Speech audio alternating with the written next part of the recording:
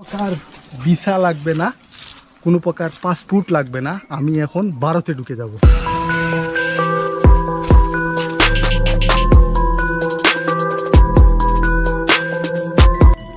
Visa passport ছাড়া বাংলাদেশ থেকে অবৈধ পথে সরাসরি ইন্ডিয়া সত্যিই কি যাওয়া যায়?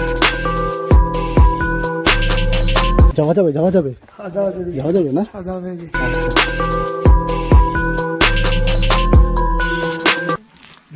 জুমগাঁও এখন আসি আমরা জুমগাঁওতে। বাংলাদেশের সীমান্ত পার হয়ে গাঢ় উপজাতির এই গ্রামে কি সৌন্দর্য লুকিয়ে আছে। ভারত বাংলাদেশ সীমান্তে অনেক সৌন্দর্য লুকিয়ে আছে, সেই সাথে এই সীমান্ত দিয়ে অনেক কিছুই বাংলাদেশে অবৈধভাবে প্রবেশ করে। এদিকে ভারতীয় মালটাল এদিকে কি আসে চুরাইপথে? জি, চুরাইপথে বলতে কি এগুলো সুপারি টুপারি আপনার ওই যে কোনো সময় হঠাৎ গরুটারে নামায় না ধরনের জিনিসগুলো সমস্যা করে না। বিজিবিও বর্ডার গার্ড বিজিবিও সমস্যা করে না, যেমন আপনার বাংলাদেশের বিজিবি আছে তারাও কোনো সমস্যা করে। বাইক টাইক আছে না, মোটরসাইকেল ভালো ভালো মোটরসাইকেল ওই তো বিআরটি আর এগুলো মত দেখে গেলে কি করবে?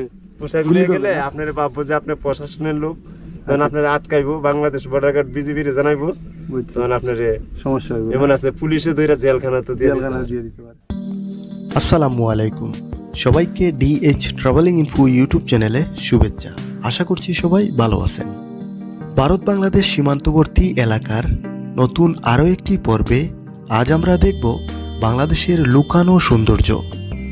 লাল সবুজের স্বাধীন বাংলাদেশ আর বাংলাদেশের প্রায় 3 দিকেই বন্ধুরাষ্ট্র ভারতের অবস্থান। বন্ধুরা, আজ আমরা যে বর্ডার এলাকার সৌন্দর্য হেৰস্ত এজন বাংলাদেশী ইউটিউবাৰে এটা ব্লগ বনাইছে য'ত দেখাইছে কিমান সহজ ভাৰতত ইলিগেলি এণ্টাৰ কৰা, মানে কোনটো ৰাস্তাৰে বাংলাদেশৰ পৰা মেঘালয় হৈ পিনে ভাৰতত সোমাব পাৰি এটা ব্লগ বনাই পেলাইছে। কোনো প্রকার পাসপোর্ট লাগবে না। আমি এখন ভারতে ঢুকে এই ভিডিঅ'টো বাৰু তেওঁ ডিলিট কৰি দিছে বহুত বেছি ভাইৰেল হোৱাৰ পাছত, কিন্তু চেনেলটো আছে ইয়াতে। চেনেলটো ৰ'ব মই দি আছোঁ। হাউ টু এণ্টাৰ ইণ্ডিয়া নহয়, নৰ্মেল DH ট্ৰেভেলিং মাৰিব লাগিব। নৰ্মেল DH ট্ৰেভেলিং মাৰিলে এইটো DH ট্ৰেভেলিং ইনফো এই চেনেলটো।